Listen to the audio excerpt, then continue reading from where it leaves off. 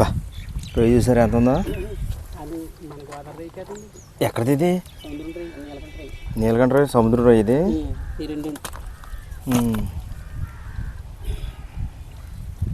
ఇంకా ఉన్నాయి రొయ్యలు. ఇప్పుడే వల్ల ఇంత ఎత్తున్నారండి రొయ్యలు ఫ్రెష్గా.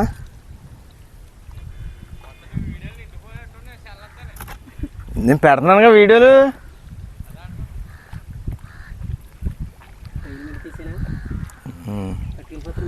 పట్టుకెళ్ళిపోతాను.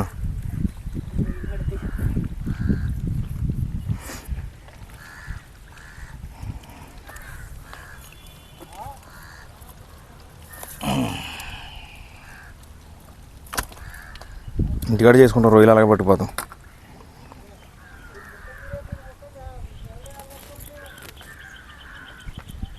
చిక్కలో తీస్తున్నారు చూసారా. హాయ్ అండి.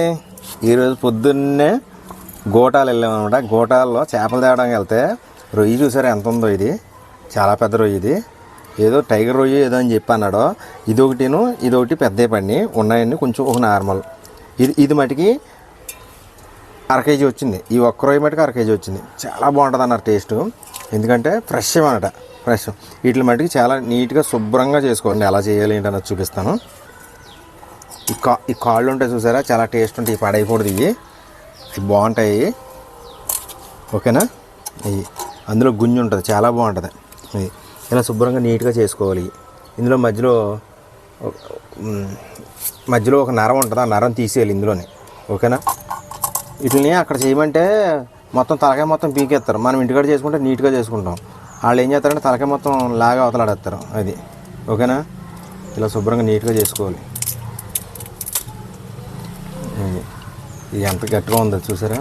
మామూలు అయితే ఇలా లాగితే వచ్చేస్తే, ఇది పెద్దది కదా, తలకాయ ఇలా క్లీన్ చేసుకోవాలి. చూడండి, ఇదేనండి నరవన్నాను కదా, ఇదే లాక్కోవాలి, తీసేయాలి. చాలామంది తీరు. చూసారా, అలా నీట్గా శుభ్రంగా లాగాలి. ఇది ఓకేనా. అది హాయ్ ఫ్రెండ్స్, చూసారా ఏంటనుకున్నారు, గోదావరి రొయ్యలు ఎలా తెచ్చాను, ఎలా శుభ్రం చేశాను ఏంటన్నది ఈ వీడియోలో పెడతాను. ఇప్పుడు ఎలా వండాలి ఏంటన్నది ఇప్పుడు చూపిస్తాను. ఓకేనా. ఏంటంటే మేము వెళ్ళినప్పుడు కరెక్ట్గా పెద్ద రొయ్యలు కేజీ 200 ఎంత వచ్చినాయి రొయ్యలు. తీరా చేసేటప్పటికి 650 గ్రాములు ఎంత వచ్చింది, సగం పోయింది. ఓకేనా. ఇప్పుడు పచ్చెనపప్పు కూడా వేస్తున్నాను. పచ్చి రొయ్యలు పచ్చెనపప్పు. ఓకేనా.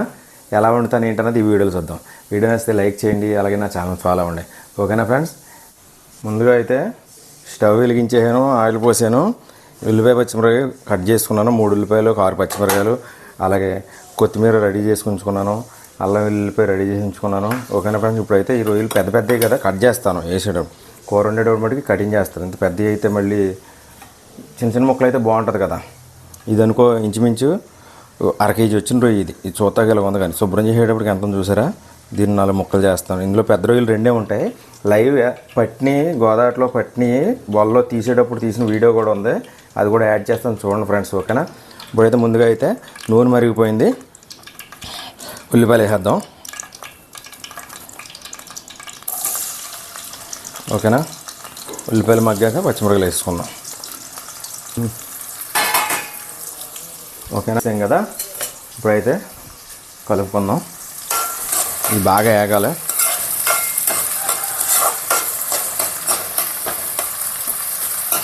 రొయ్యలే చెరువి కాదు.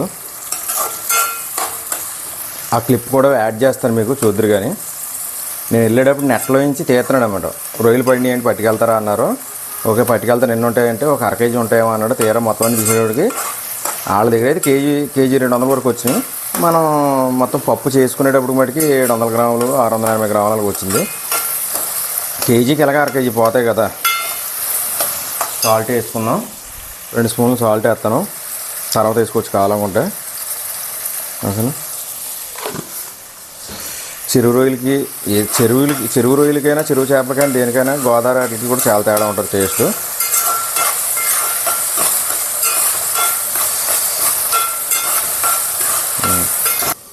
ఇప్పుడైతే మూత ఓపెన్ చేద్దాం. ఉల్లిపాయలు మగ్గినీలో చూద్దాం. మగ్గినాయండి. అలాగే అల్లం పేస్ట్ వేసుకుందాం ఉల్లిపాయల్లోనే. ఇక ముందుగా నూరించుకున్న అల్లం పేస్ట్. ఓకేనా.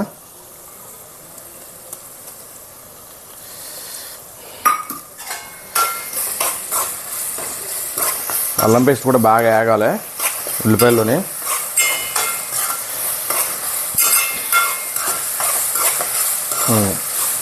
ఉల్లిపాయలకు బాగా పట్టాలన్నమాట. ఓకేనా,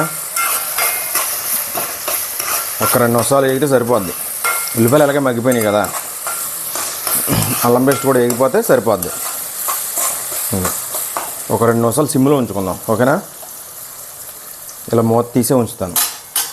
2 నిమిషాల తర్వాత రొయ్యలు వేసుకుందాం.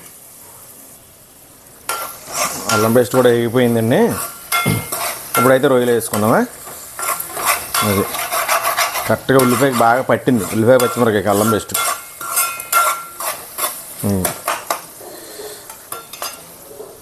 రొయ్యలు ఇగో ముందుగా రెడీ చేసుకున్నాయి. పెద్ద రొయ్యలు మటుకు ముక్కలు చేసాం. ఇగో ఇదే పెద్దది, పెద్ద రొయ్యకి వచ్చిన కాళ్ళు అనమాట. ఇవి చాలా బాగుంటాయి. ఇందులో గుంజి టేస్ట్ చాలా బాగుంటుంది. ఇగో ఈ 2 వచ్చినాయి, ఉన్నాయన్నీ కొంచెం చిన్నయే.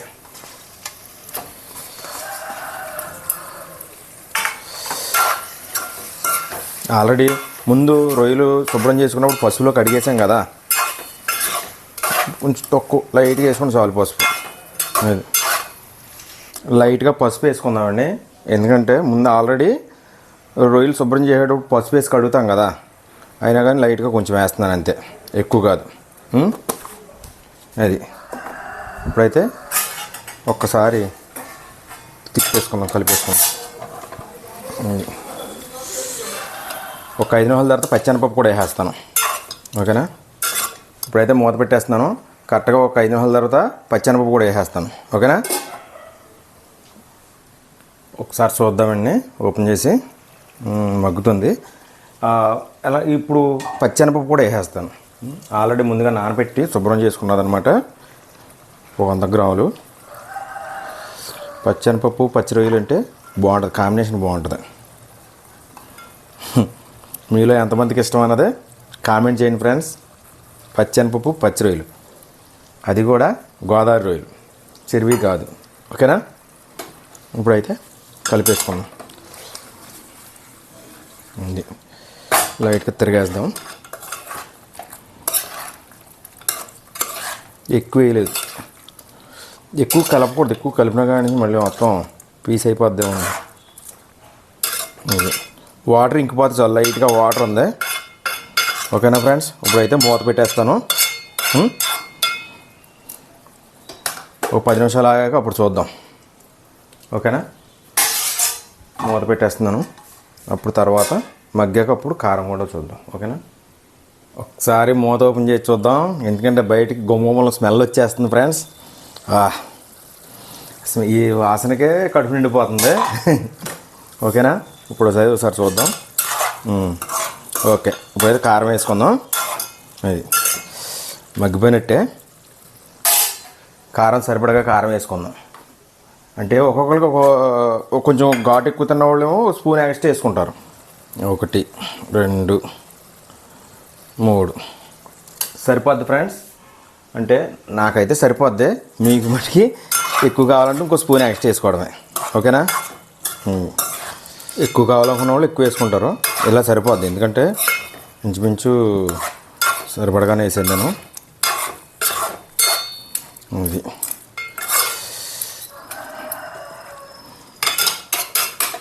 ఇప్పుడు వాటర్ మొత్తం ఇంకిపోతే చాలు.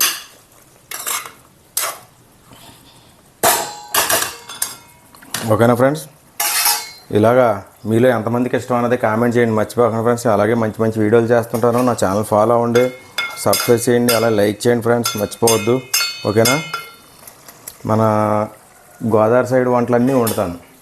అంటే మొత్తం అన్నీ మా ఫ్రెండ్స్ అంటున్నారు, నాన్ వెజ్ వంటలైనా అన్నీ వండేది, చికెను, మటను, చేపలైనా అంత మాటలు, ఇవేనా వేరే ఏమి వండవా, ఇంకా వెరైటీ ఇప్పుడే కదా స్టార్ట్ చేసాను కొత్తగా ఛానల్. ఇంకా మంచి మంచి వీడియోలు చేస్తాను, కంగారు పడకండి ఫ్రెండ్స్. ఓకేనా, అలాగే నా ఛానల్ ఫాలో అవ్వండి. ఇప్పుడైతే మూత పెట్టేస్తాను. కరెక్ట్గా ఒక 10 నిమిషాల తర్వాత ఓపెన్ చేస్తాను. రెడీ అయిపోద్ది కర్రీ. అయితే లాస్ట్లో కొత్తిమీర వేసుకుందాం. ఓకేనా ఫ్రెండ్స్, బయటకైతే గుమ్మలు బాగా వచ్చేస్తున్నాయి స్మెల్. ఇప్పుడైతే మూత ఓపెన్ చేద్దాం. నాకు తెలిసి కర్రీ అయిపోయి ఉంటుంది, మగ్గిపోయింది. ఒకసారి చూద్దాం. అయిపోయిందండి ఫ్రెండ్స్, ఇప్పుడైతే కర్రీ పచ్చెనపప్పు పచ్చి రొయ్యలు కూర అయితే అయిపోయింది. ఇప్పుడు లాస్ట్లో ఫినిషింగ్ టచ్ కొత్తిమీర వేసుకుందాం. ఓకేనా?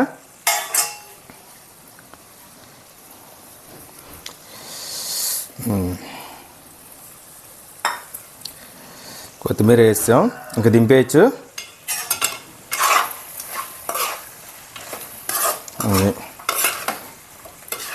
రొయ్యల కన్నా పచ్చెనపప్పు ఎక్కువగా కనబడుతుంది ఏంటి నాకు? మీకు ఎలాగుందో కామెంట్ చేయండి ఫ్రెండ్స్. ఓకేనా? మొత్తం తిప్పేసుకుని మగ్గిపోయింది. ఇప్పుడు లాస్ట్లో ఫినిషింగ్ టచ్